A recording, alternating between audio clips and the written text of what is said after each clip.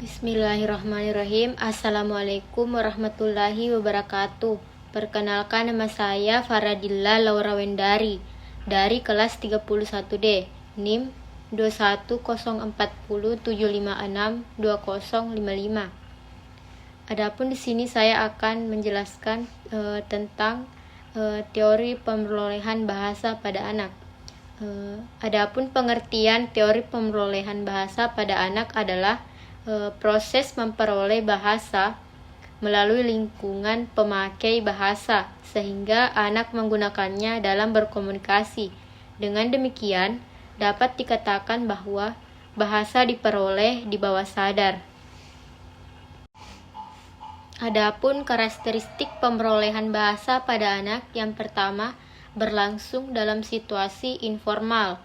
Anak-anak belajar bahasa tanpa beban di luar sekolah. Yang kedua, pemilikan bahasa tidak melalui pembelajaran formal di lembaga pendidikan seperti sekolah atau kursus. Yang ketiga, dilakukan secara tidak sadar atau spontan. Yang keempat, dialami langsung oleh anak dan terjadi dalam konteks berbahasa yang bermakna bagi anak. Berdasarkan keasliannya terbagi dua, yaitu teori pemerolehan bahasa asli dan teori pemerolehan bahasa asing.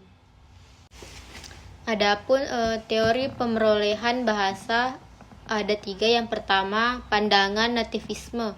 Menurut pandangan nativisme, setiap anak yang lahir telah dilengkapi dengan kemampuan bawaan atau alami untuk dapat berbahasa. Yang kedua, pandangan behavioristik. Menurut pandangan behavioristik, penguasaan bahasa anak ditentukan oleh rangsangan yang diberikan oleh lingkungannya. Anak tidak memiliki peranan aktif, hanya sebagai penerima pasif.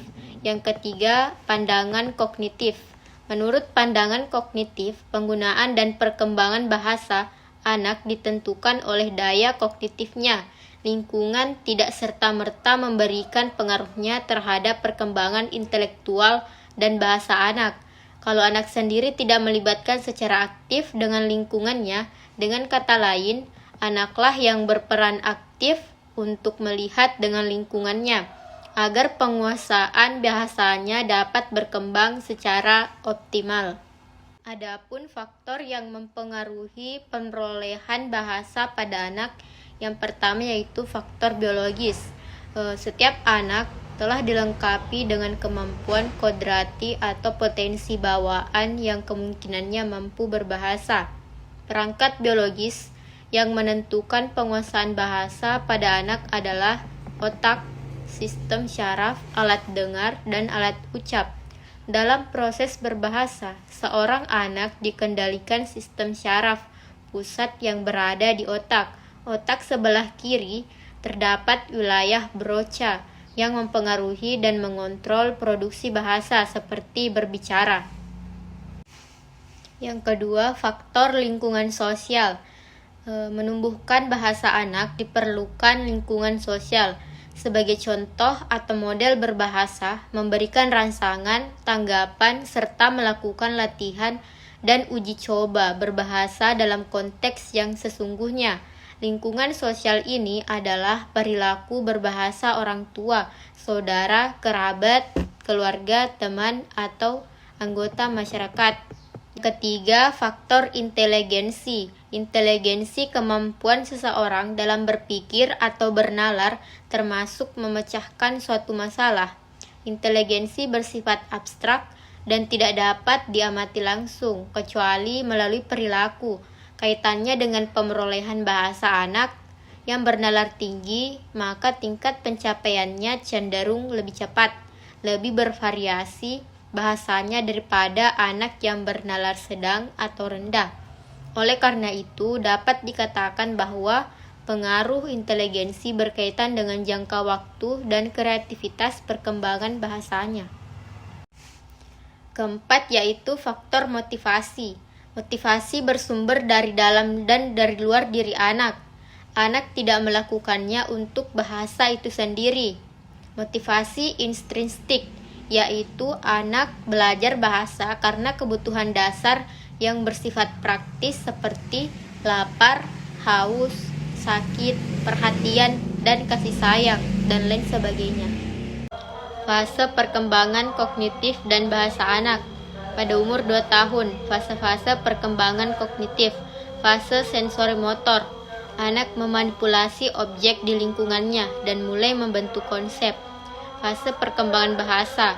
Fase fonologis. Anak-anak bermain dengan bunyi-bunyi bahasa mulai mengoceh sampai menyebutkan kata-kata sederhana. Pada umur 2-7 tahun, fase pra-operasional, anak memahami pikiran simbolik tetapi belum dapat berpikir logis. Fase sintaktik, anak menunjukkan kesadaran gramatis, berbicara dan menggunakan kalimat.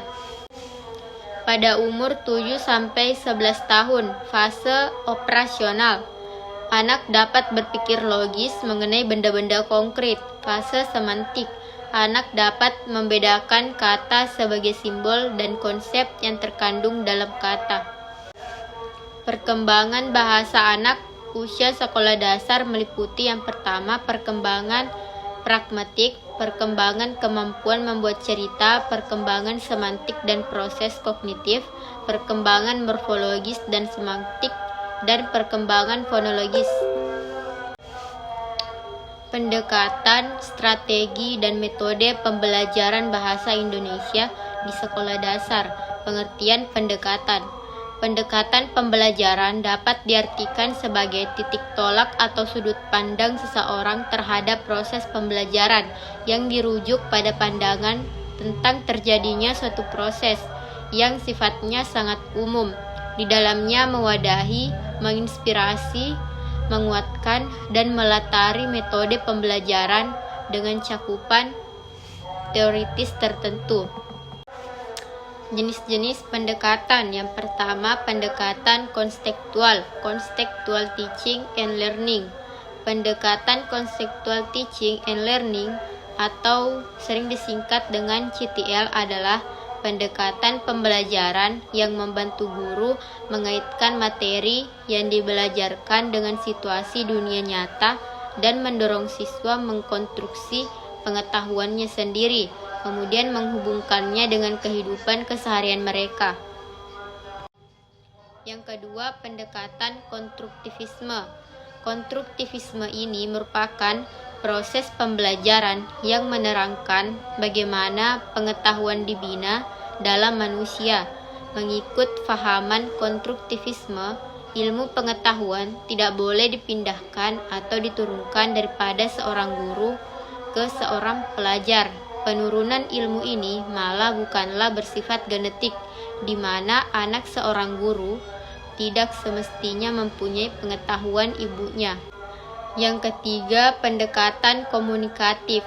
Pendekatan komunikatif adalah suatu pendekatan yang bertujuan untuk membuat kompetensi komunikatif sebagai tujuan pembelajaran bahasa, juga mengembangkan prosedur-prosedur bagi pembelajaran.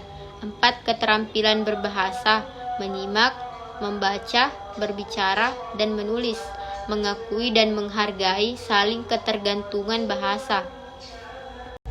Yang keempat, pendekatan holistik.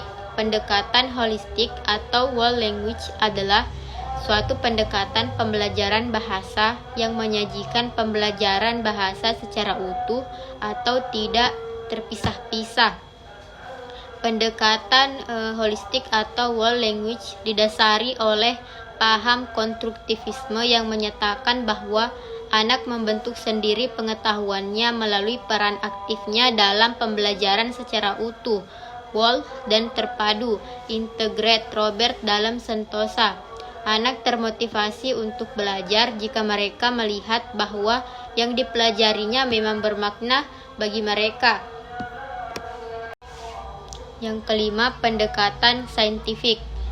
Pembelajaran dengan pendekatan saintifik adalah kegiatan pembelajaran yang didesain agar siswa bisa secara aktif dalam membangun konsep, prinsip, dan hukum melalui mengamati, menanya, mencoba, menghimpun data, mengolah atau menganalisis data, dan mengkomunikasikan. Yang keenam, pendekatan teknologikal pedagogikal content knowledge atau yang biasa dikenal dengan pendekatan TPACK. Pendekatan TPACK merupakan pengetahuan yang diperlukan untuk mengintegrasikan teknologi dalam pembelajaran. Kerangka pengetahuan ini berasal dari konstruk Sulman tentang pedagogical context knowledge. Strategi dan metode pembelajaran. Strategi pembelajaran adalah suatu kegiatan pembelajaran yang harus dikerjakan guru dan siswa agar tujuan pembelajaran dapat dicapai secara efektif dan efisien. Dikenal 3 macam belajar mengajar, yaitu yang pertama, strategi belajar mengajar yang terpusat pada guru. Yang kedua, strategi mengajar yang berpusat pada peserta didik. Yang ketiga, strategi belajar mengajar yang berpusat pada materi pembelajaran. Kemudian metode pembelajaran. Metode pembelajaran dapat diartikan sebagai cara yang digunakan untuk mengimplementasikan rencana yang sudah disusun dalam bentuk kegiatan nyata dan praktis untuk mencapai tujuan pembelajaran. Adapun jenis-jenis metode pembelajaran, yang pertama yaitu metode demonstrasi. Demonstrasi merupakan metode yang sangat efektif sebab membantu siswa untuk mencari jawaban dengan usaha sendiri berdasarkan fakta atau data yang benar. Metode demonstrasi merupakan metode penyajian pelajaran dengan memperagakan dan mempertunjukkan kepada siswa tentang suatu proses, situasi, atau benda tertentu, baik sebenarnya atau hanya sekedar tiruan. Yang kedua, metode diskusi. Metode diskusi adalah metode pembelajaran yang menghadapkan siswa pada suatu permasalahan. Tujuan utama metode ini adalah untuk memecahkan suatu permasalahan, menjawab pertanyaan, menambah dan memahami pengetahuan siswa, serta untuk membuat suatu keputusan. Oleh karena itu, diskusi bukanlah debat yang bersifat mengadu argumentasi. Diskusi lebih bersifat bertukar pengalaman untuk menentukan keputusan tertentu secara bersama-sama. Yang ketiga, metode simulasi. Simulasi berasal dari kata simulate yang artinya berpura-pura atau berbuat seakan-akan. Sebagai metode mengajar, simulasi dapat diartikan cara penyajian pengalaman belajar dengan menggunakan situasi atau tiruan untuk memahami tentang konsep, prinsip, atau keterampilan tertentu. Simulasi dapat digunakan sebagai metode mengajar dengan asumsi tidak semua proses pembelajaran dapat dilakukan secara langsung pada objek yang sebenarnya. Kemudian metode kerja kelompok. Metode kerja kelompok atau bekerja dalam situasi kelompok mengandung pengertian bahwa siswa dalam suatu kelas dipandang sebagai suatu kesatuan kelompok tersendiri ataupun dibagi atas kelompok-kelompok kecil, sub-sub kelompok. Metode problem solving. Metode problem solving, metode pemecahan masalah, bukan hanya sekedar metode mengajar, tetapi juga merupakan suatu metode berpikir. Sebab dalam problem solving dapat menggunakan metode-metode lainnya, dimulai dengan mencari data sampai kepada menarik kesimpulan. Kemudian metode sistem regu atau team teaching. Team teaching pada dasarnya ialah metode mengajar 2 orang guru atau lebih bekerja sama mengajar sebuah kelompok siswa. Jadi kelas dihadapi beberapa guru.